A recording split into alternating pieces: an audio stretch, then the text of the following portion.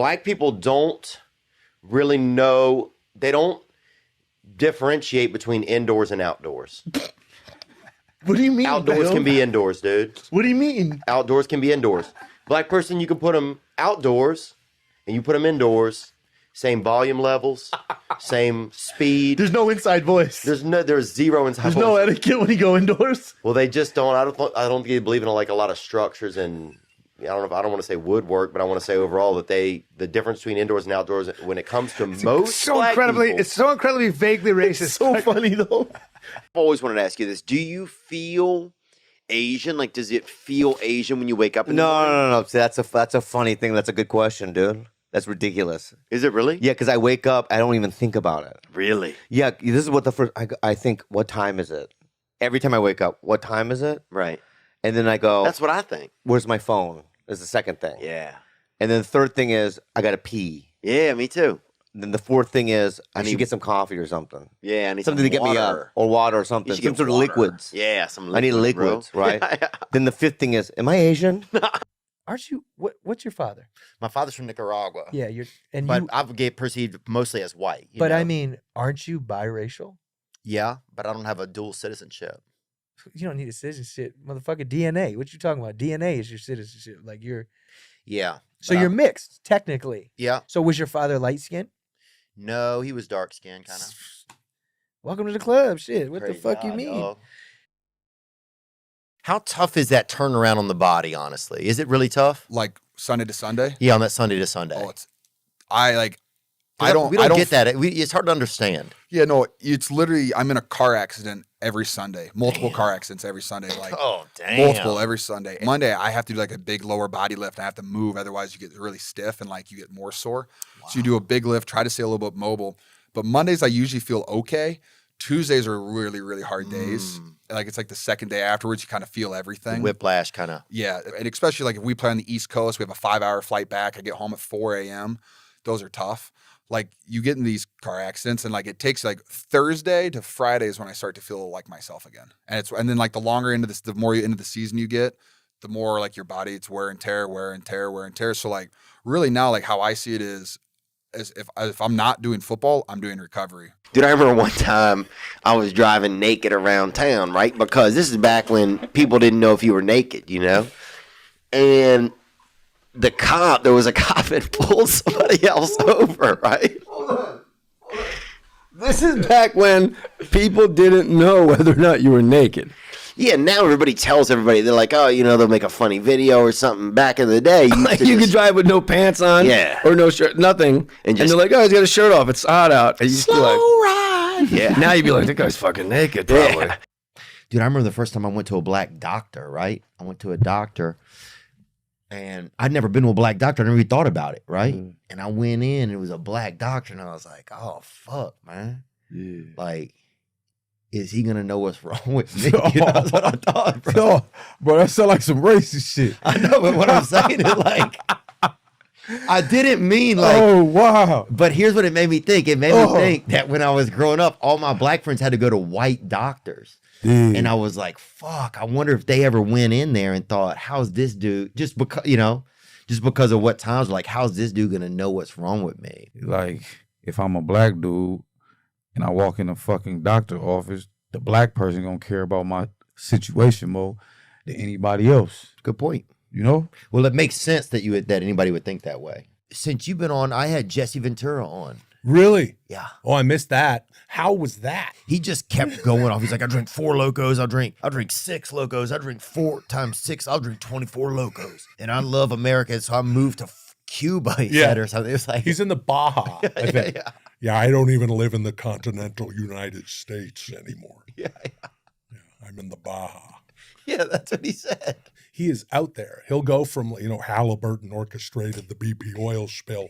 And then the next thing he says is like, what's really good is we're just tortillas with scrambled eggs.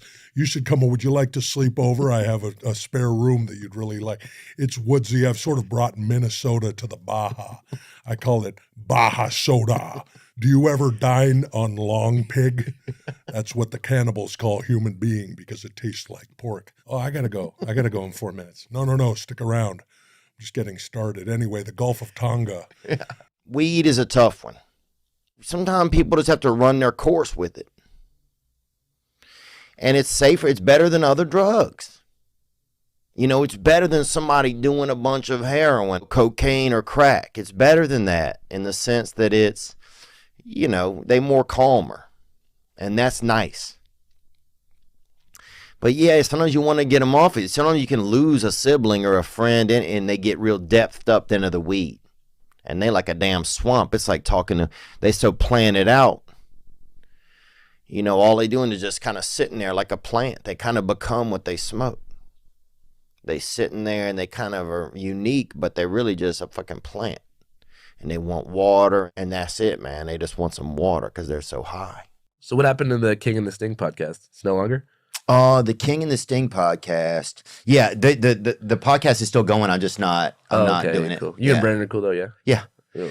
Yeah. We just honestly, man, I didn't have enough attention really to focus.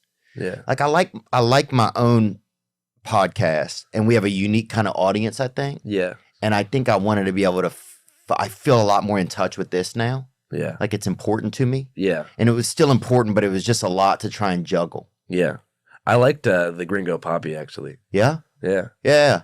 Oh, I think people give Brennan so much flack, and I think that's one of the reasons I admire him in some ways. Yeah. Is how you could withstand so much disdain from people, you know, or fake disdain. Yeah. It's pretty psychotic.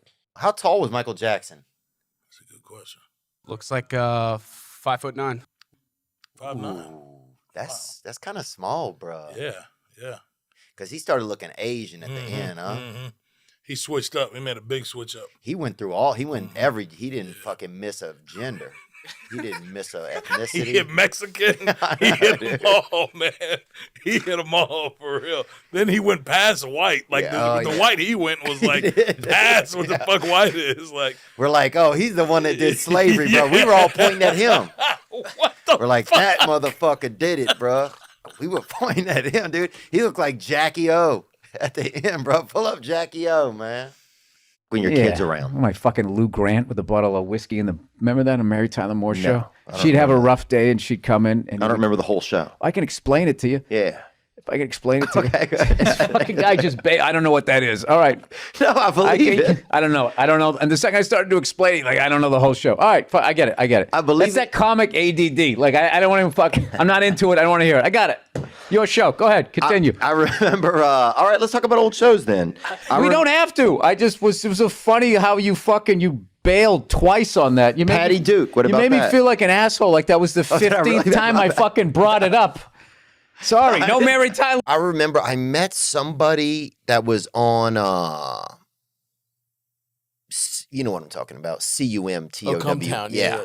I think we met way back in the day. Was it serious? It's serious. Yeah, did you have shorter I hair? had no hair, dude. That was you? Yeah, dude. Like, oh my God, 7 dude. years ago, we did a serious Raw Dog podcast, and it's like none of us, I mean, like, you were doing better, but not like this, and I was nowhere near, like, you were like a guy working clubs, and I was a guy working, like, Thursdays and Sundays. Oh my God, dude. I have looked up, because I've looked. You didn't know that was me? No. You didn't know the bald guy you met at Sirius 6 years ago was me? No. And I've been looking for him. Bro, I'm That's not so even fucking joking. funny, dude. I know you're not. I can see it in your eyes. I looked at Cometown and I'm like, I swear to God, this dude was from Cometown. Wow. You've never done that? I've done that many times where I've done a gig, and it's always fucking Florida. Yeah. It's like when I told you this, when Well, I you was told me that, yeah, quarantined, yeah. I went to Key West for, it's supposed to be 10 days. During the pandemic. Yeah, and I was there a year and a half. And you I heard that you ran up a bill at the hotel there that was like astronomical. It was insane. I stayed at a resort on the beach for a year and a half. And it cost, I heard, $1 million. I don't think it was $1 million, but it was a lot of money. If you tipped, did you tip? I always tip. I'm really good at tipping. I think it's important.